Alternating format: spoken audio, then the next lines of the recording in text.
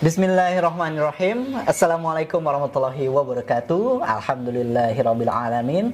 Senang sekali saya Panji Nugraha bisa kembali menyapa sahabat percikan iman semua dalam acara Tafsir Al-Qur'an bersama guru kita Ustaz Hasyim Asy'ari. Assalamualaikum warahmatullahi wabarakatuh, Ustaz. Waalaikumsalam warahmatullahi wabarakatuh. Bagaimana kabarnya, Ustaz? Alhamdulillah, sebagaimana yang kita lihat, sebagaimana yang Panji lihat, alhamdulillah sehat, dan mudah-mudahan kesehatan ini akan membawa barokah dan memberikan kebaikan kepada orang banyak. Sebab Allah Rasul mengatakan sebaik-baik manusia adalah yang banyak memberikan kemanfaatan kepada orang lain. Amin, amin ya rabbal alamin. Dan saya yakin juga sahabat percikan iman juga dalam keadaan sehat walafiat.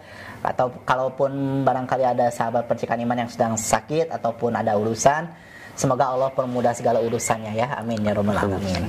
Baik Ustadz, kita akan lanjutkan pembahasan tafsir kita yaitu di surat Al-Baqarah. Kalau di kemarin kita sudah membahas ayat 26 dan 27. Sekarang kita akan memulai pembahasan kita yaitu di surat Al-Baqarah ayat 28. Silakan Ustaz.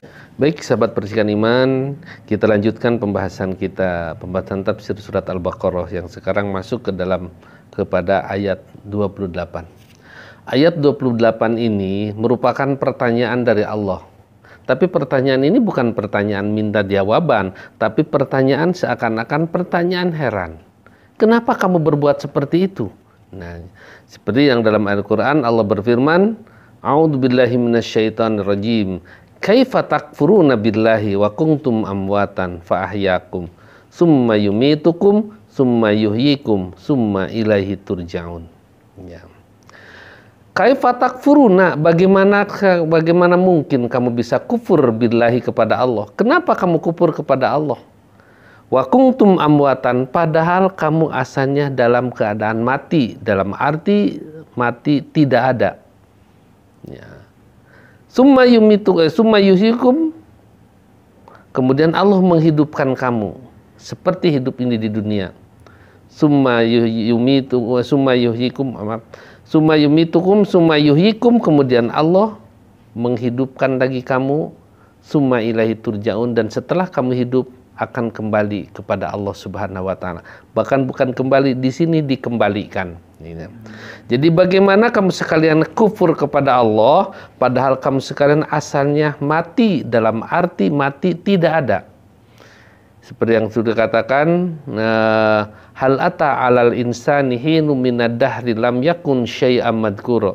Apakah sudah datang berita kepada kamu, al-insan, kepada manusia, hinun, suatu saat, minad dahri, di suatu saat atau suatu masa, lam yakun syai'am madhkura, yang kamu sekalian tidak disebut apa-apa. Kalau sebelum ada Panji apa disebutnya? Panji itu sebutnya apa? Nah, makanya itu. Kemudian setelah tidak ada, setelah mati itu fa'ahyakum, kemudian Allah menghidupkan kita, menghidupkan kamu. Disinilah hidup yang dimaksud, hidup di dunia. Dengan berbagai macam aktivitas dan segala fasilitas yang Allah berikan, kita bisa hidup. Tetapi hidup di dunia ini ada hidup sementara. Summa yumitukum, suatu saat kemudian Allah akan mematikan kamu. Dengan yang berbeda-beda, hidupnya juga tidak sama. Ada yang 20 tahun, ada 30 tahun, ada yang 100 tahun, itu beda-beda. Dan itu adalah tidak pesanan kita, bukan merupakan pesanan kita. Hidup ini cuma dijadikan sehidup ini untuk sebagai perbekalan ketika kita nanti dihidupkan lagi di saat dihidupkan oleh Allah. Summa yumitukum, kemudian setelah kita hidup di dunia ini Allah akan mematikan lagi, yaitu mati dalam arti mati di dunia. Nah, summa yuhyikum, kemudian suatu saat Allah akan menghidupkan kembali, yaitu di hayamul qiyamah, pada hari kiamah. Dan setelah itu tidak ada lagi mematikan, Allah tidak mematikan lagi. Summa ilaihi turja'un, kemudian kepadanya lah, yaitu kepada Allah, kamu sekalian akan dikembalikan. Bukan akan kembali, akan dikembalikan. Mau tidak mau, siapapun orangnya, iman tidak iman, ataupun mereka kufur, mereka munafik, fasik, tetap semuanya akan dikembalikan kepada Allah. Dalam ayat ini artinya, kaifa takfuruna billah, bagaimana kamu kalian kufur kepada Allah, wa innahul khaliqu, Dialah Allah sebagai khaliq, pencipta, wal mutasarrifu fi ibadihi, dan yang mengatur kepada hamba-hambanya. Kita tidak bisa diatur. Makanya Allah itu memberikan juklak kepada kita, memberikan buku pada kita, yaitu Al-Quran. Al-Quran itu sebagai pedoman, sebagai buku pinter. Jadi Allah khaliq, Allah menciptakan makhluknya, dan segala aturan-aturannya juga semua dia tetapkan dalam Al-Quran. Barangkali gini, ketika ada suatu produk, baik otomotif ataupun elektronik, biasanya dan memang pada umumnya hampir semuanya disertai dengan buku petunjuk. Iya, betul. Untuk supaya apa? Supaya baik dalam menggunakannya. Sekarang kalau petunjuknya tidak dipergunakan atau dalam arti disalahgunakan atau tidak keluar dari petunjuk kita, petunjuk buku itu, tentu akan mengalami kerusakan. Bingung. Ya. Kemudian siapa yang paling tahu kepada kekuatan atau kepada bagus dan tidaknya produk itu? Siapa yang paling tahu?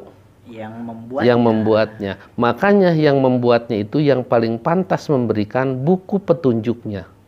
Begitu juga Allah menciptakan manusia, maka disertai dengan buku petunjuk Al-Quran. Dan siapa yang paling tahu kelemahan dan kelebihan manusia? Allah. Makanya wajar kalau manusia, maka dikatakan innahu khaliqu al-mutasarrifu fi ibadi. Mengatur bukan hanya saja mengatur segala rizkinya, juga diatur segala cara bagaimana manusia itu harus hidup, atau cara manusia menjalankan kehidupan dunia ini. Nah, dari tidak ada tadi fahyakum, kemudian Allah menghidupkan kamu. Artinya kaifa tujahiduna, bagaimana kamu bisa membantah wahdahu, kepada keesaan Allah, atau ta'buduna, atau kamu tidak menyembah, atau kamu sekalian menyembah ma'ahu ghairahu, bersama kepada Allah tapi menyembah kepada yang lainnya. Yang kemarin juga saya sebutkan, Allah itu paling pencemburu. Cemburu dalam arti bukan cemburu negatif.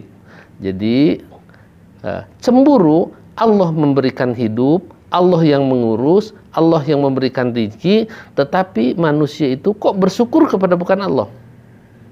Itu makanya Allah cemburu. Seperti seorang yang kemudian diurus oleh seorang tuanya, diberi rezeki, dia dimakan, disekolahkan, dididik, tapi tidak mau bersyukur kepada orang tuanya, malah bersyukur kepada yang lainnya. Tentu orang tuanya itu merasa cemburu. Kenapa kamu diurus oleh saya, tapi kamu malah taat kepada yang lain, yang tidak diperintahkan.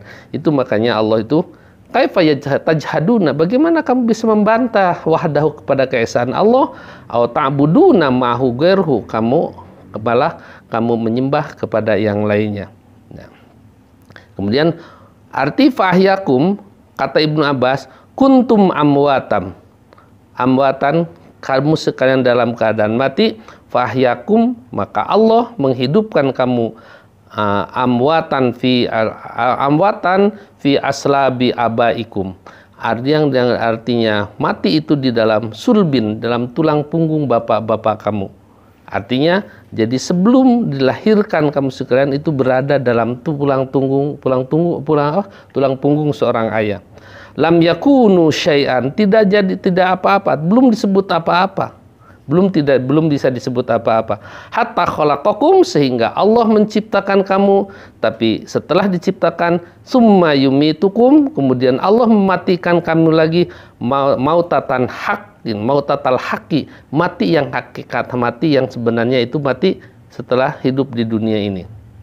Kemudian summa yuhyikum, kemudian Allah akan menghidupkan lagi kamu hina ba'atsakum, ketika Allah membangkitkan kamu pada alam atau hari kiamah. Hari kiamah itu bukan kehancuran tapi kebangkitan. Hari kiamah itu kebangkitan. Ya. Kemudian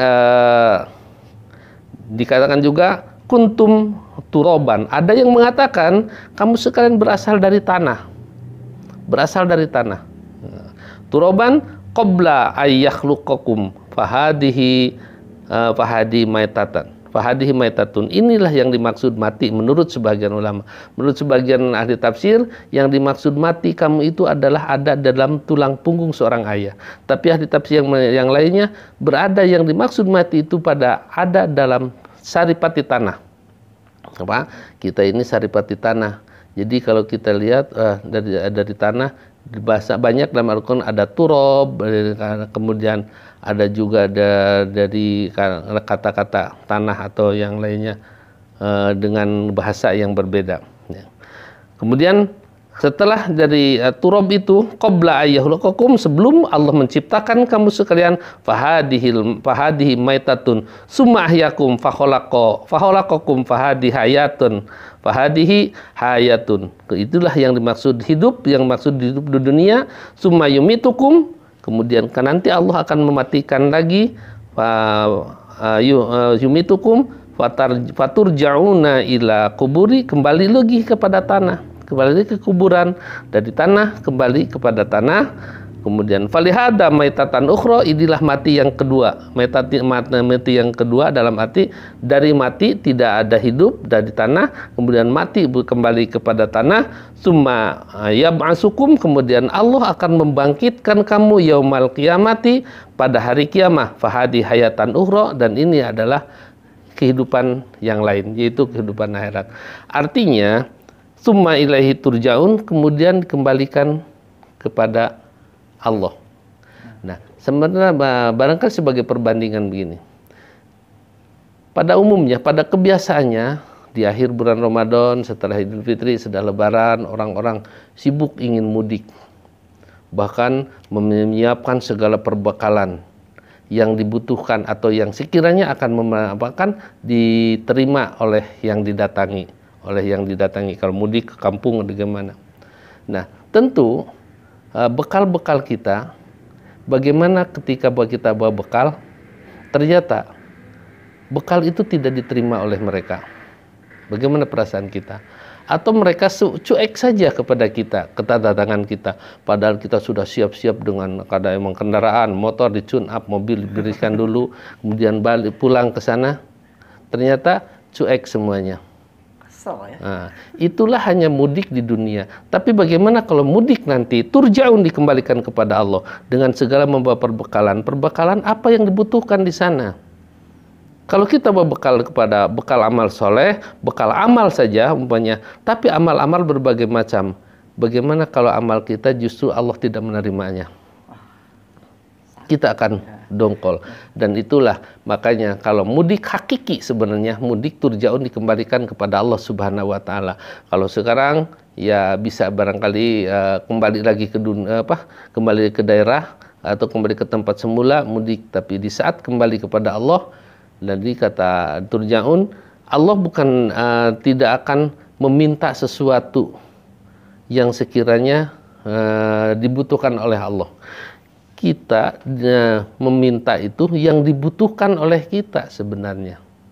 Bahwa bekal itu adalah yang dibutuhkan oleh kita. Amal soleh untuk siapa? Bukan untuk Allah.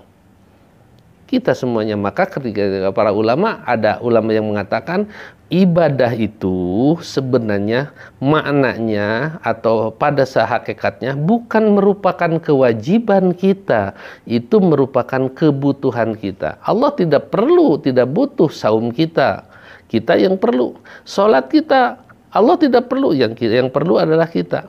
Maka itu yang walaupun memang pada istilahnya itu wajib, tapi sebenarnya merupakan kebutuhan. Nah, ketika kembali, kata Rasulullah SAW, yatba'ul mayyita talasun, yang akan mengikuti kepada mayit, kembalinya dia ke tanah dan kembali kepada Allah, ada 3 hal. Wariyarji'u islani, dan yang kembali 2. Wayabqa wahidun, dan yang tetap hanya dia 1. Yarji'u maluhu wa ahluhu, yang kembali lagi hartanya dan keluarganya. Ketika kita kembali kepada Allah, artinya kita meninggal, keluarga ikut. Kemudian sebahagian hartanya, itu juga sebahagian hartanya ikut ke sana, kendaraannya ikut ke sana, keluarga, bahkan anak yang paling disayangi, mereka justru dialah paling keras nginjak-nginjak tanahnya. Setelah itu kembali, hartanya bawa pulang lagi. Wa yabqa wahidun, dan yang tetap hanyalah satu, yaitu amalhu, amal kita. Nah, ini yang dimaksud mudik. Apa yang kita perlukan, apa yang kita bawa ketika mudik, dalam arti amal-amal kita. Amal yang tentunya yang diharapkan amal soleh. Jangan bawa amal-amal yang tidak dibutuhkan di alam sana. Jadi, dan suatu kembali akan kembali, dan semuanya adalah kembali kepada kita apa yang kita bekal itu. Baik jelek atau baik buruk, yang buruk ataupun yang jelek, pada hakikatnya kita juga. Ya, makanya di dalam ayat ini, kaifa takfuruna billah, bagaimana kamu sekalian bisa kufur kepada Allah, wa kuntum amwatan, padahal kamu sekalian itu tidak ada, mati. Ada yang mengatakan tidak ada dalam hati, ada dalam tulang punggung seorang ayah. Ada juga asalnya dari saripati tanah, yang entah dari tanah saripati yang mana adanya. Kemudian fahiakum, kemudian Allah menghidupkan kepada kamu sekalian, dalam arti hidup di dunia ini, summa yumitukum, kemudian mematikan lagi, dikembalikan lagi ke tanah, summa yuhyikum, dan itu dibangkitkan lagi oleh Allah, dihidupkan lagi pada Allah. Untuk apa? Summa ilaihi turja'un, kemudian kepada Allah lah kamu sekalian akan dikembalikan, dan bukan akan kembali. Kalau dalam tata bahasa ini kata majhul, dikembalikan. Artinya mau tidak mau kembalikan. Kalau kembali kamu akan kembali nggak mau bisa jadi kita menolak kalau kembali. Tapi kalau dikembalikan dipaksa.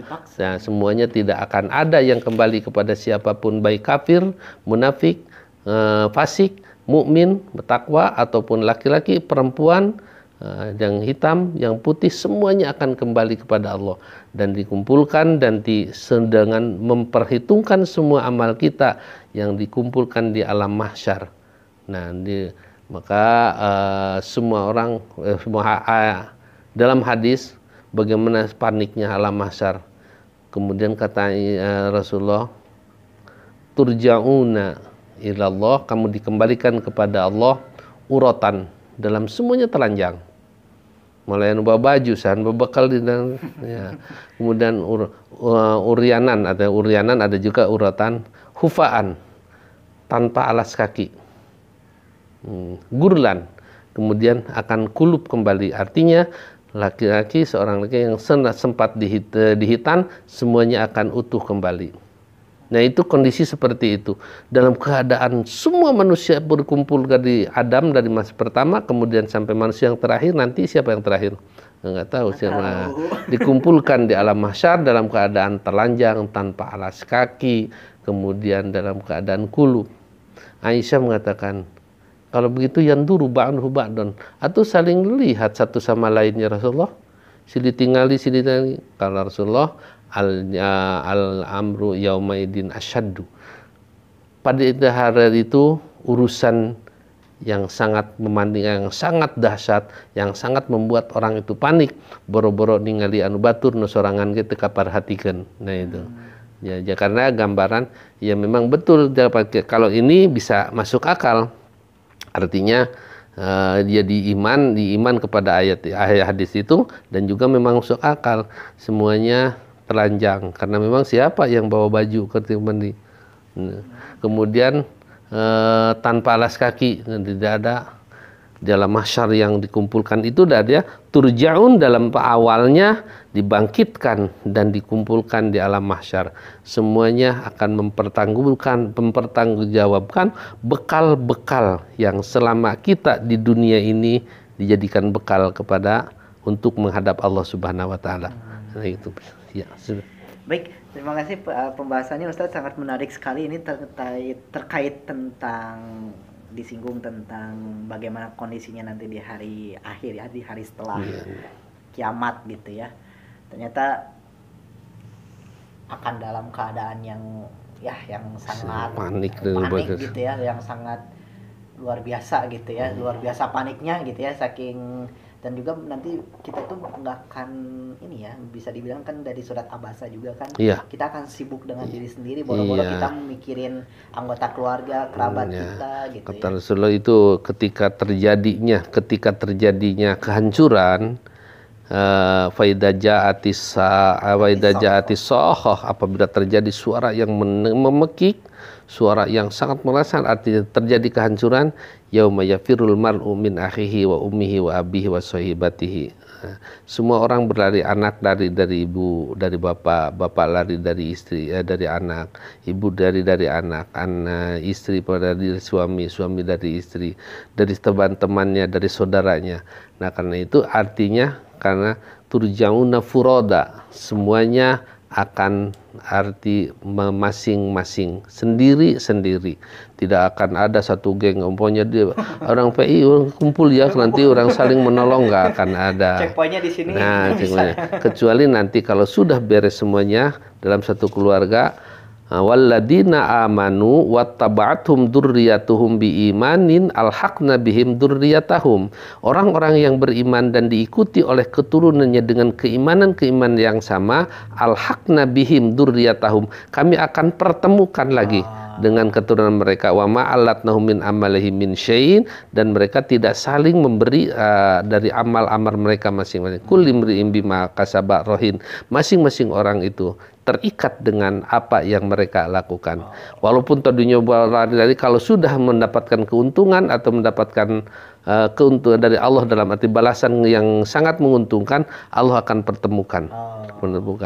Yang dalam keadaan pertemuannya itu yang tadi saya katakan, mereka sama, artinya usia sama, anak dengan bapak dengan kakek usia sama, dan tapi mereka saling mengenal. Tidak ada yang lebih tua, tidak ada yang lebih muda, dan tidak akan ada nenek-nenek, tidak akan kakek-kakek di sana. Nah, itu. Dan ya, di dalam hadis dinyatakan, dalam Al-Quran juga dinyatakan, semuanya akan sebaya, tapi mereka akan saling mengenal. Itu apabila sudah beres dari pemberian alam mahsyar, kemudian setelah alam mahsyar hisab, setelah hisab mizan. Nah, apabila masih berat timbangannya, sebab bisa jadi orang yang tadinya banyak amalnya berat, tapi karena dihisab dengan ada persoalan-persoalan yang lain bisa jadi kurang. Ya, jadi tadi kan berarti checkpointnya mas setelah ini ya, setelah kita diklasifikasikan gitu ya, sudah dikasih bisa dibilang rapot ya, rapotnya ternyata kita bagus, nanti kita berkumpul lagi dengan orang-orang yang amalnya juga sama bagusnya ya gitu ya. Dan semoga kita juga selalu senantiasa untuk mengumpulkan amal-amal soleh kita dalam hidup kita, selalu kita membuat amal kebaikan supaya nanti kita bisa berkumpul kembali nanti. Kita akan lanjutkan lagi Ustadz di ayat selanjutnya, tapi setelah pariwara berikut ini tetaplah bersama kami di Tafsir Al-Quran.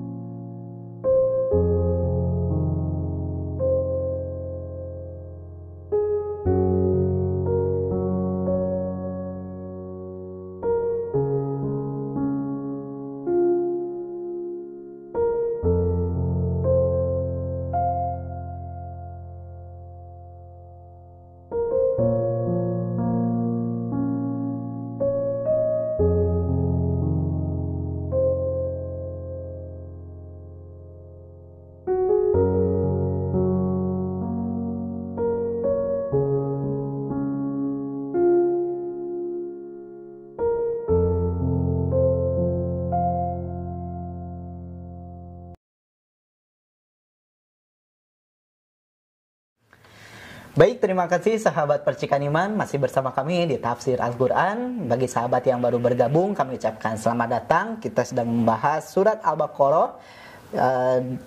Di segmen sebelumnya kita sudah membahas ayat 28. Nah, sekarang kita akan lanjutkan pembahasan ayat berikutnya di ayat 29. Silakan Ustaz.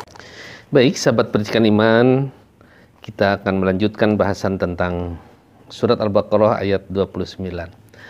Ayat 29 ini Allah menyatakan bahwa Allah menciptakan segala sesuatu yang ada di dunia ini untuk kamu sekalian, artinya untuk manusia. Karena memang hanya manusia lah yang membutuhkan segala yang fasilitas yang ada di dunia ini. Makanya Allah itu menjadikan semuanya untuk kamu, bukan untuk malaikat. Malaikat itu tidak perlu untuk tanaman, tidak perlu untuk fasilitas, tidak perlu transportasi dan sebagainya. Yang bunyinya huwallazi khalaqalakum ma fil ardi jami'a tsumma stawa ilas samai fasawwahunna sab'a samawat wa huwa bikulli syai'in alim. Huwa dialah alladzi, dialah Allah alladzi khalaqalakum yang telah menciptakan buat kamu. Jadi bukan menciptakan kamu, tapi menciptakan untuk kamu. Ma fil ardi jami'a, semua apa yang ada di bumi. Semua ada yang di bumi dari masalah yang kecil untuk kamu. Makanya Allah menciptakan ma khalaqta hadza batila. Dikatakan manusia itu tidak akan ada, tidak engkau ciptakan semua ini yang sia-sia. Dari yang kecil sampai yang besar itu tidak ada yang sia-sia. Mungkin sia-sia bagi sebahagian manusia, tapi akan ada manfaatnya kepada orang yang lain.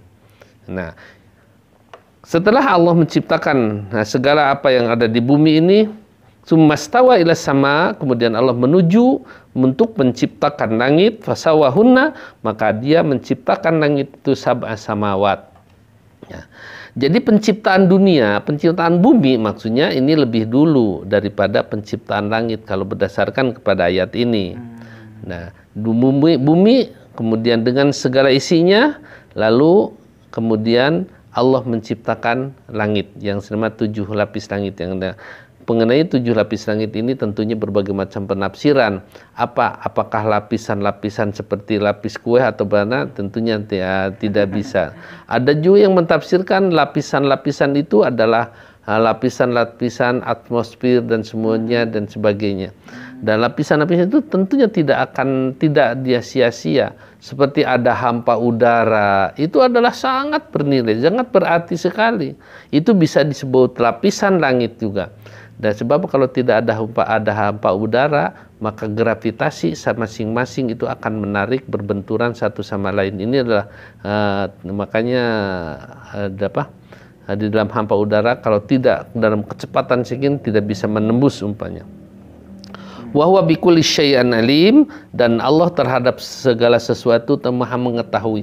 Maha mengetahui bukan hanya saja mengetahui yang dilakukan oleh manusia, tapi segala yang ada di dunia ini Allah mengetahui. Mengetahui kemanfaatannya. Mungkin kita tidak tahu pasti. Kalau menurut kita ini adalah baik, melakukan ini adalah baik, tapi belum tentu menurut Allah itu belum tentu baik. Tapi Allah mengetahui apa yang akan terjadi, yang sedang terjadi, apalagi yang telah terjadi. Nah, kemudian huwallazi khalaqalakum artinya qasada ila samai istawahunna.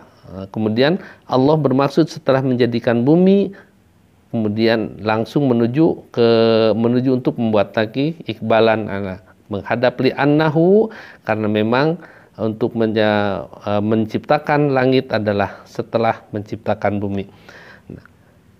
Jami'a istawa ila samai. Nah, kalau kita sekarang hidup di dunia ini, Allah menciptakan kita di dunia ini dengan segala fasilitasnya. Jadi kadang-kadang kalau manusia udah menciptakan, kamu bagaimana usahakan, tapi fasilitasnya bagaimana? Allah menciptakan ini, kamu hidup di dunia ini fasilitas kamu, dan semakin sini fasilitas atau keberadaan yang ada di dunia ini semakin banyak. Semakin banyak manusia, semakin banyak juga. Kalau kita lihat aja Allah menciptakan dulu barangkali masih sedikit manusia. Ya, kebutuhannya juga masih sedikit, ya menciptakannya juga cukup. Bahkan semakin sini ekonomi semakin teknologi ekonomi sebuah kebutuhan manusia itu semakin sempurna. Makanan semakin sempurna. Kalau kira-kira dulu pada orang-orang tua kita yang dulu, apa sih yang dimakan? Masih sederhana. Bahkan lebih sulit daripada sekarang mencari makanan itu. Saya ingat saya suka dimarahi sama bapak saya. Ingat saya masih dimarahi di masa lantaran makan terus. Kamu kerja makan lagi. Dimarahi oleh orang tua lantaran makan terus. Kalau sekarang kita marahi anak itu suruh makan. Iya. Nah, bedanya itu disuruh makan marah, cucu disuruh makan, anak suruh makan. Kalau sekarang banyak anak banyak makan itu berkatakan lebih bahagia, disenang. Kalau dulu karena memang Allah walaupun sudah menjadikan, tapi tidak semata-mata Allah menjadikan langsung, tapi bisa jadi proses dan semuanya itu bisa dilaksanakan oleh manusia. Ya, jamnya. Summa stawa ila samai, kemudian Allah menciptakan menuju kepada langit. Jadi artinya fafihada, dan di dalam ayat ini, dalam ini penjelasan ini dilalatun, sebagai dilalah, sebagai dalil ala annahu ta'ala, sesungguhnya Allah Ta'ala ibtada'a bi khalqil ardi, memulai mendahulukan menciptakan bumi awalan pertamanya. Summa khalaqas samawati, kemudian Allah menciptakan langit sab'an 7 lapis. Wahada sa'nul ba'sun naba, dan inilah sabnul bina maksudnya. Wahada, dan inilah sya'nul bina'i, keadaan bangunan-bangunan, ayyabda'a bi imaratin, kemudian dimulai dengan memakmurkannya, kemudian asfal bagian bawahnya, memakmurkan bagian bawahnya dulu, summa kemudian a'la bagian atasnya, ba'da dalika setelah itu, wa qad sarahal mufassiruna, dan ahli tafsir menjelaskan bidzalika dengan hal ini, kama sanadkuru ba'da, sebagaimana yang akan jelaskan nanti. Nah, artinya ini digambarkan ini urutan barangkali dalam kita membangun juga, membangun bagian bawah dulu. Apa atap dulu atau bawah dulu? Tentunya bawah dulu yang digandakan. Yang dalam Islam itu kan begitu. Dalam Islam itu gambarkan Islam itu bagaikan suatu bangunan. Ya, dia dulu saya katakan bunyal Islamu ala khamsin. Dibangunnya Islam itu menandakan 5 hal. Atau dalam kata lain, bangunan ini Islam itu bagaikan suatu bangunan yang memiliki 5 unsur. Tentunya yang pertama kali kita rancang untuk membangun suatu bangunan agar bangunan itu kuat dan kokoh, yang pertama kali adalah pondasi. Di dalam Islam, al-aqidatu asasuddin. Akidah itu adalah merupakan pondasinya agama. Jadi di bawah dulu, Allah menciptakan bawah dulu, kemudian langit atas. Nah, dalam Islam juga begitu, dalam bangunan juga begitu. Nah, akidah itu merupakan pondasinya agama. Jangan kita mengharapkan Islam itu memiliki Islam yang kuat dan kokoh kalau memang pondasi akidahnya itu lemah. Maka Rasulullah SAW membina akidah di Makkah itu cukup lama. Dan tidak mengajarkan masalah saum, zakat dan sebagainya. Ya. Jangan sampai ada pondasi itu dirusak, digerogoti oleh rayap-rayap atau yang akan membuat bangunan itu hancur. Nah, baru setelah pondasi kuat, sudah dirancang sedemikian rupa, lanjutkan bangunan itu memasang tiang supaya tiang itu juga kuat. Maka dalam Islam as-sholatu imaduddin. Salat itu merupakan tiangnya agama. Nah, paling tidak memiliki 5 tiang, lebih kuat lagi, kemudian tambah dengan tiang-tiang penyanggah yang lainnya, solat-solat sunat. Dan ingat, inna awwala ma yuhasabul abdu yaumal qiyamah as-shalah. Sesungguhnya yang paling pertama seorang hamba dihisab pada hari kiamat adalah solat. Nah, kemudian setelah tiang ada, kemudian dibenteng di dinding atau disambungkan dari tiang ke tiang itu dengan dinding. Dinding, tabir, benteng adalah asyam. As-saumu junnatun. Saum itu merupakan benteng, penghalang segala sesuatu yang sekiranya tidak pantas masuk ke dalam. Jaga dalam arti yang sekiranya jelek tidak boleh masuk. Saum itu juga mampu membentengi segala sesuatu yang sekiranya tidak pantas untuk kita ucapkan, tidak pantas untuk kita lakukan. Nah, kemudian bangunan juga tidak enak, tidak nyaman untuk ditempati kalau semuanya kelilingnya penuh dengan benteng. Harus ada ventilasi untuk mengatur sirkulasi udara. Untuk mengatur sirkulasi udara dalam ayat misalkan khudh min amwalihim shadaqatan tutahhirhum wa tuzakkihim bihi. Ambil dari harta mereka zakat sedekahnya untuk membersihkan harta mereka dan jiwa mereka. Itulah ventilasi. Nah, makanya kalau tidak ada dikeluarkan melalui ventilasi yang masuk ke dalam tubuh kita, udara yang busuk, udara yang jelek. Begitu juga di dalam masalah rezeki. Kalau tidak dikeluarkan zakat, sedekah dan infaknya yang masuk ke dalam tubuh kita itu adalah harta, walaupun hasil kita, tapi tetap itu adalah ada harta yang buruk.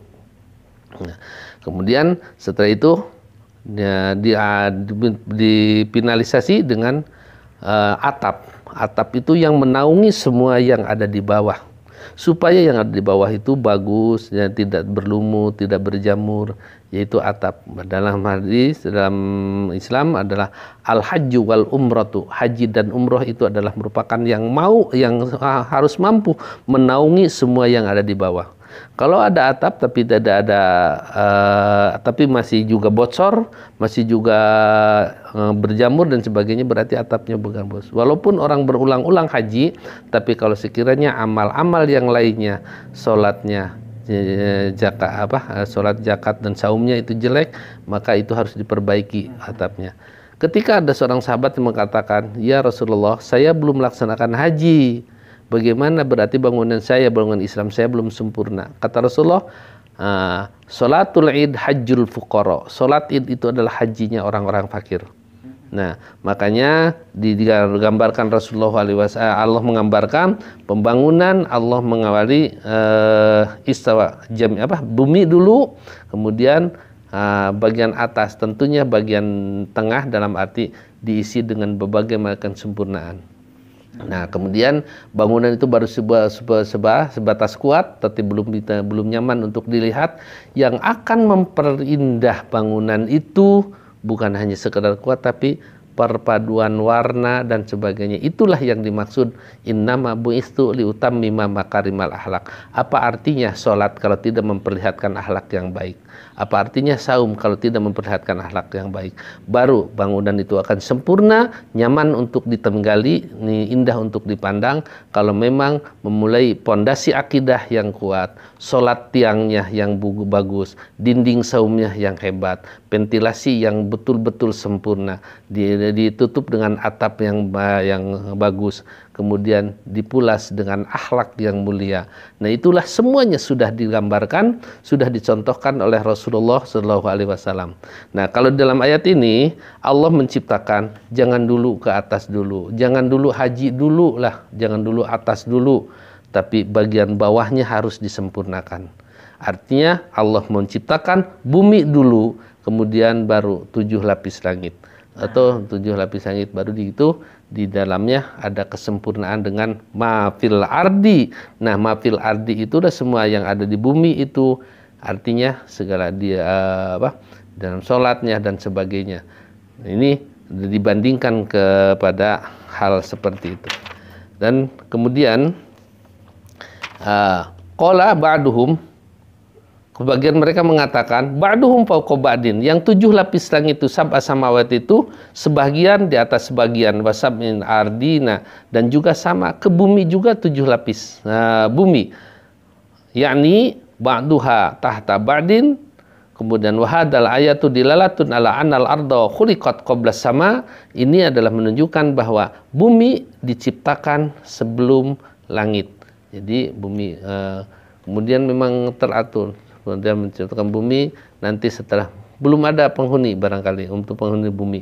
Nanti dalam ayat selanjutnya baru Allah akan mengatakan, baru bicara kepada malaikat, sungguhnya aku akan menciptakan di bumi ini sebagai khalifah pengelola yang membutuhkan untuk memanfaatkan semua yang ada di bumi itu. Nah, makanya tadi di dalam ayat berikutnya tentunya akan membahas tentang itu. Dan karena Allah menjadikan semua yang ada di bumi untuk kamu sekalian, bagaimana kalau tidak ada manusianya? Bisa memanfaatkan? Tidak. Makanya nanti Allah mengatakan dalam ayat berikutnya, berfirman pada malaikat, sesungguhnya aku akan menjadikan di muka bumi ini khalifah, pengelola dunia, memanfaatkan semua yang ada di bumi. Nah itulah arti ada atau pengertian dari surat ayat 29 dalam surat Al-Baqarah. Ya. Gitu. Baik Ustadz, kita akan lanjutkan setelah jeda pariwara berikut ini. Tetaplah bersama kami di Tafsir Al-Quran.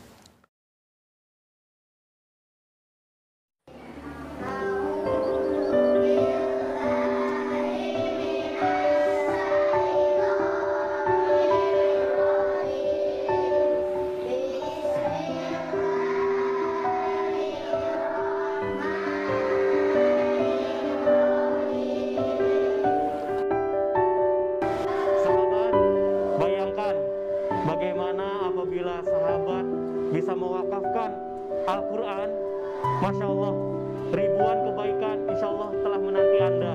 Karena setiap huruf yang mereka nanti akan bacakan itu akan menjadikan pahala buat kita semuanya.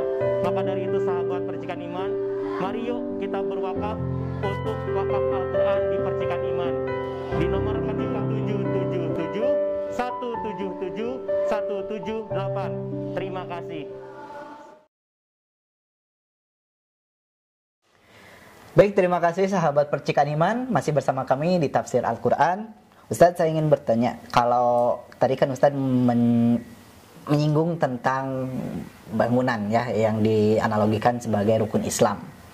Tapi bisa aja ya, di fenomena kita ada orang yang, kan kalau tadi Ustadz menyebutkan bahwa syaratnya sebuah bangunan yang kokoh, itu kan harus dari dasar dulu ya, bertahap gitu ya, dasar, fondasi, tiang, dinding, ventilasi hingga atap. Tapi kan bisa aja, tapi ada juga ya fenomena orang yang dari atapnya dulu gitu ya, bisa aja gitu ya, dan sampai sekarang dia hidupnya masih dibilang terjaga gitu ya, tetap aja bisa hidup gitu ya karena dari atapnya aja. Tapi tetap ya saya juga yakin itu bukan hal yang bagus gitu ya, kok langsung ke atap gitu ya, nggak dari fondasi dulu gitu ya. Bagaimana Islam menyikapi hal tersebut gitu? Ya, baik. Ini dari ayat yang tadi bahwa Allah itu menciptakan bumi, kemudian semua apa yang ada di bumi buat kamu, lalu Allah menjadikan langit. Ini hanya merupakan gambaran. Dalam pembangunan itu harus bertahap. Mau membangun bumi dulu, artinya bumi sudah jadi bumi, kemudian apa yang ada semuanya yang di bumi, artinya segala sesuatu yang ada di bumi, kemudian baru Allah menciptakan langit. Digambarkan bahwa seperti Islam juga begitu. Dari bawah dulu seharusnya pondasi, kemudian semua yang ada di bumi, semua yang ada di pondasi, di atas pondasi, yaitu diantaranya dinding, tiang, dan baru di situ ada langit yang akan menaungi atau dikatakan ada haji. Nah sekarang bagaimana orang yang melaksanakan dalam Islam itu haji saja tanpa memperhatikan, tanpa menghiraukan semua yang ada di bawah. Artinya haji, yaitu barangkali hanya atap yang di bawah, atap yang artinya ada atap tapi tengkurap di atas tanah. Berarti tidak ada tiang. Mana mungkin ada atap tanpa tiang, tanpa tiang. Artinya walaupun mereka bangga melakukan berulang melaksanakan haji dan umroh, bahkan mungkin bagaikan piknik aja mereka ke sana jalan ke air, tapi semuanya tidak melaksanakan sholat, diabaikan, saum diabaikan, itu sebenarnya tidak akan ada artinya. Nanti ya yang dihisab dulu, mana yang akan dihisab? Inna awwala ma yuhasabul abdu yaumal qiyamah as-shalah. Sesungguhnya yang paling pertama dihisab seorang hamba pada hari kiamat adalah salat. Idza sholahat, apabila salatnya bagus, sholahal amalu kullu. Nah, artinya apabila salatnya yang ibadah-ibadah itu yang memiliki nilai di hadapan Allah itu adalah salat. Dulu pernah saya katakan, salat kita itu nilai berapa? Lalu sedekah 0. Iya. Haji 0, saum 0 juga. Nah, itu yang dimaksud sholat yang pertama. Kemudian apabila sholatnya memiliki nilai, sholatnya nilai 2. Kemudian sodakoh nilai 2 lagi, nilai 0. Tapi kan nilai 0 di belakang 2 itu ada nilainya. Ada nilainya. Artinya sodakoh juga akan ada nilainya apabila sholatnya mempunyai nilai. Kemudian haji 0 lagi, taruh di belakang. Ada lagi nilainya enggak? Ada. Tapi waida fasadat, apabila rusak sholatnya, tidak ada nilai, 0 juga sholatnya. Kemudian sodakoh 0. Kira-kira kalau nilai angka 0 di belakang 0 apa nilainya? 0. Makanya idza fasadat, apabila sholatnya rusak tidak nilai, fasadal amalu kullu. Hajinya pun tidak akan ada nilai, tidak akan ada artinya karena memang sholatnya tidak ada. Tentunya yang dimaksud di sini adalah amal ibadah. Tentu sholat juga harus bernilai bersandar kepada akidah. Itulah karena dulu saya katakan yang pertama kali hisab pada hari kiamat itu sholat itu dalam urusan ibadah. Walaupun sebenarnya dalam akidah dulu Nah jadi tidak ada artinya orang zakat, tidak artinya ada sodakoh, kemudian tidak ada artinya umpamanya haji, umroh, kalau memang dia tidak ada nilai sholat. Itu yang dalam hadis, idza sholahat, apabila sholatnya bagus, memiliki nilai, sholahal amalu kullu, maka semua amalnya itu akan memiliki nilai. Walaupun 0 ada nilainya. Haji 0 ada nilainya. Tapi kalau sholatnya rusak, fasadat, ternyata sholatnya juga 0, laksanakan haji, nilai 0. Ya kalau 0 di belakang 0 kan tidak ada nilai. Makanya sholat itu sebagai tiangnya agama. Kalau tidak ada tiang, tidak akan ada bangunan. Kalau tidak ada tiang itu ambruk. Nah, di bangunan tiangnya dulu tegakkan. Maka di dalam Al-Quran juga bukan ya'malus sholah, bukan yaf'alus sholah, bukan mengamalkan sholat, bukan mengerjakan sholat, tapi aqimis sholah, dirikanlah sholat. Karena yang namanya tiang itu harus berdiri. Nah, dalam arti berdirikan dengan segala rukun dan syaratnya, lengkapkan rukunnya, lengkapkan syaratnya. Nah, baru itu Islam ini sholat itu dikatakan tegak, walaupun sholatnya sambil duduk. Umpamanya gitu. Itu. Begitu. Baik, penjelasannya sangat jelas sekali ya. Ternyata kalau misalkan sholatnya jauh udah rusak, meskipun misalkan di belakangnya ada angka juga nggak berarti apa-apa. Iya, nggak ada nolnya. Tapi tidak akan ada nilai karena nilainya 0 itu ibadah-ibadah yang lainnya. Makanya berusaha dulu memiliki nilai sholat. Insya Allah idza sholahat, apabila sholatnya bagus, memiliki nilai, sholahal amalu kullu, akan bagus semua amalnya, memiliki nilai. Walaupun 0 semua berjejer 0 tapi depannya ada nilai sholatnya 1. Jadi nilai sholat itu pengertiannya begini, kita sekolah nilai mingguan, nilai bulanan, kemudian nilai semester. Walaupun nilai bulanan ada bagus, ada mingguannya juga bagus, harian juga bagus, tapi ada juga yang jelek. Nah, artinya sholat kita itu bisa, sholat ini tidak khusyuk. Mungkin sholat Panji sama nggak khusyuknya dari hari ke hari. Nah, itu nanti nilai akhirnya itu adalah nilai semesternya. Maka itulah yang menilai. Walaupun pernah saya umpamanya merasa khusyuk, pernah nilai 9 umpamanya. Tapi di dalam waktu yang lain nilainya 3, nilainya 2. Tapi akhirnya apakah semester nilai 9 yang diambil?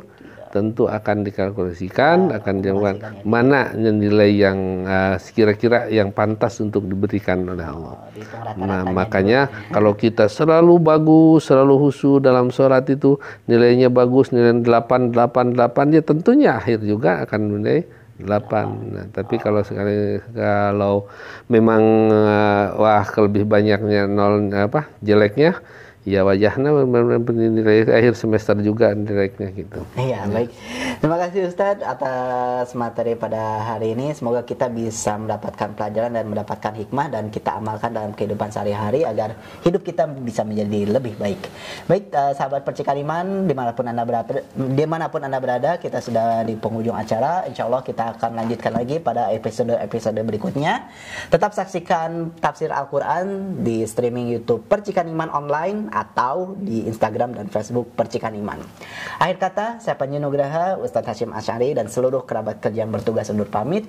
Billahi taufiq wal hidayah. Wassalamualaikum warahmatullahi wabarakatuh. Waalaikumsalam.